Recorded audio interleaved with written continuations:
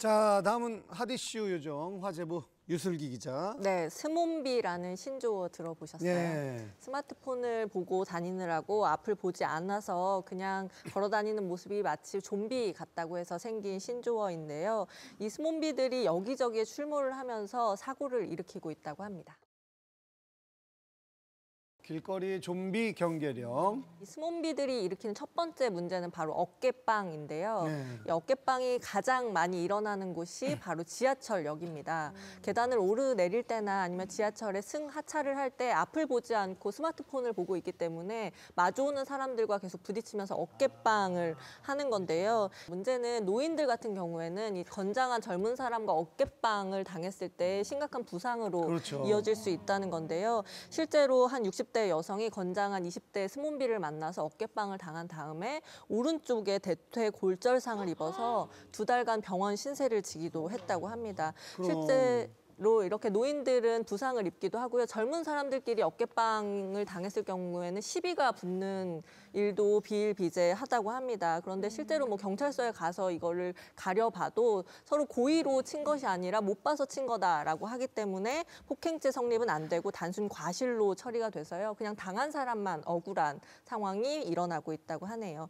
스몬비들이 이제 지하철에 있으면 어깨빵이 일어나는데요. 버스 정류장에 있으면 경적빵이 일어난다고 합니다. 경적빵?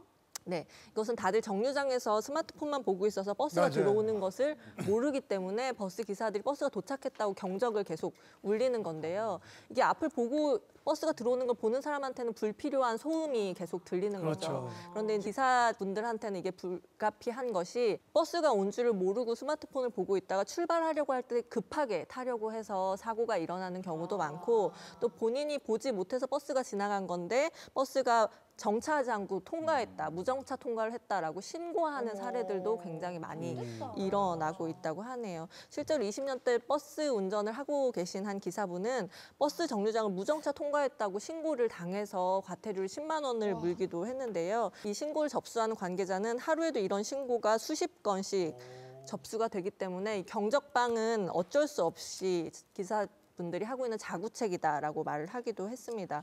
실제로 기사분들이 버스 정류장 이렇게 점거를 하면 다 같이 스마트폰만 보고 있는 스몬비들이 가득해서 소름이 돋을 정도다라고 증언을 하기도 했습니다. 이렇게 다른 사람들한테 피해를 끼치고 있을 뿐만 아니라 문제는 본인이 굉장히 위험해지는 상황이 많다는 건데요. 여기 보시면 예. 있었어. 어째 너무 좋았어. 차가 이렇게 가까이 오고 있는데도 이 골목에서 스마트폰에 열중을 하느라고 차가 다가오는 것을 미처 인지를 못한 남학생이 저렇게 차에 부딪히기도 했고요. 애들은 안 보더라고. 무단횡단인데도 그냥 차가 오는지도 안 보고 그냥 이러고 건너면 위험하죠.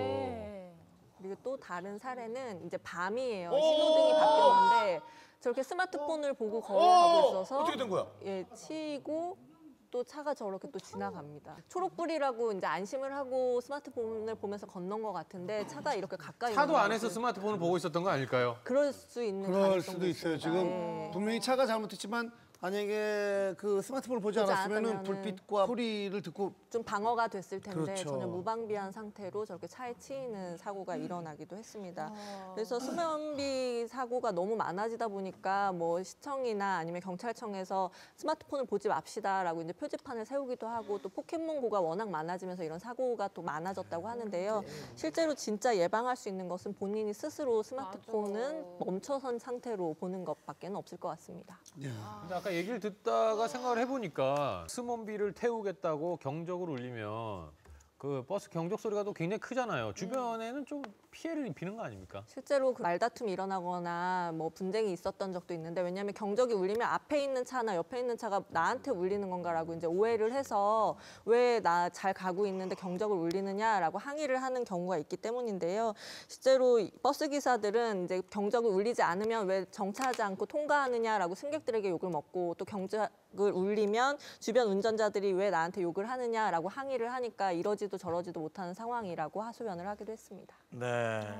어릴 때는 뭐 누가 어깨 치고 가면은 바로 시비 붙고 싸움 나고 그런 거 많았거든요. 근데 이제 시비 안 붙으려면은 이거 뭐 피해 다녀야 됩니까? 아니면 뭐 CCTV 달아야 되나? 하기도 쉽지 않은 게요. 이 통계 자료에 따르면은 우리나라에 1,300만 명의 스몬비가 있다라는 자료가 나왔습니다. 그러니까 3명 중에 1명은 스몬비라는 얘긴데요. 실제로 저도 여기 녹화장을 오다 보면은 이제 길을 3번을 건너게 되는데 이 횡단보도에서 차를 피해야 될 뿐 아니라 맞은편에서 앞을 보지 않고 핸드폰만 보면서 오는 분들을 피해서 오느라고 굉장히 곤욕을 겪었는데 실제로 이렇게 어깨빵이 워낙 많아지다 보니까 인터넷에서는 어깨빵에 대처하는 법이라는 글까지 돌고 있습니다. 예를 들어서 어깨를 많이 다치니까 이제 어깨에 꼭 가방을 메고 있어라 방어용으로 이런 글들도 있고 또 일부러 쿠션이 좀 어깨가 빵빵한 옷을 입어서 방어를 해라라는 이야기도 있고요. 무조건 넘어져서 꼭 사과를 받아라라는 조언도 있었습니다. 신문 보니까 정말 깜짝 놀란 게 횡단보도를 걷는데 진짜 거의 대부분이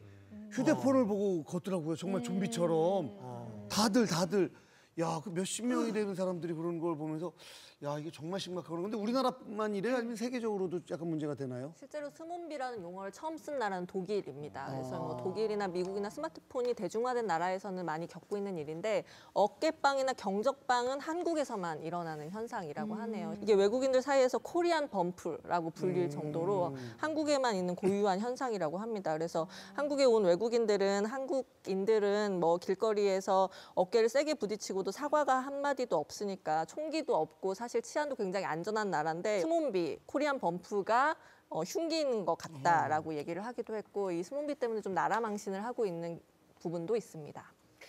아니 근데 경적 울리는 거 말고 싸움이 안 나고 문제 안 생기면서 할 수 있는 대책 없어요?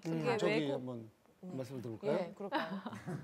네, 외국 사례를 좀 참고해 보면 좋을 것 같은데요. 일단 호주에서는 도심의 주요 횡단보도 아래에 이제 LED로 이 신호등을 박아놨어요. 그래서 고개를 들지 않고도 파란불이 됐는지 빨간불이 됐는지 알 수 있도록 네, 신호등을 이제 설치를 한 거죠. 그리고 중국 충칭에는 스마트폰 전용 도로가 인도가 또 생기기도 했는데 당시 이게 좀 문제가 됐던 게 이거를 안 보게 하는 게 사실 제일 좋은 건데 이걸 만들어 놓으니까 오히려 더 혼란도 생기고 사람들이 더 많이 이걸 이제 보려고 하는 거죠. 그래서 사실 굉장히 많이 문제가 됐습니다. 그래서 뭐 제일 좋은 거는 스스로 뭐 조심하는 수밖에 없는 것 같아요. 자, 유슬기 기자 마지막으로 정리해 주시죠. 네, 이 스몬비 현상이 심각해진 지난 3년 동안 보행자 사망 사고가 탑승자 사망 사고를 앞질렀다고 합니다. 그러니까 이 도로 위 흉기인 스마트폰이 가장 먼저 해치는 것은 스스로일 수 있다는 것을 기억해야겠습니다. 네.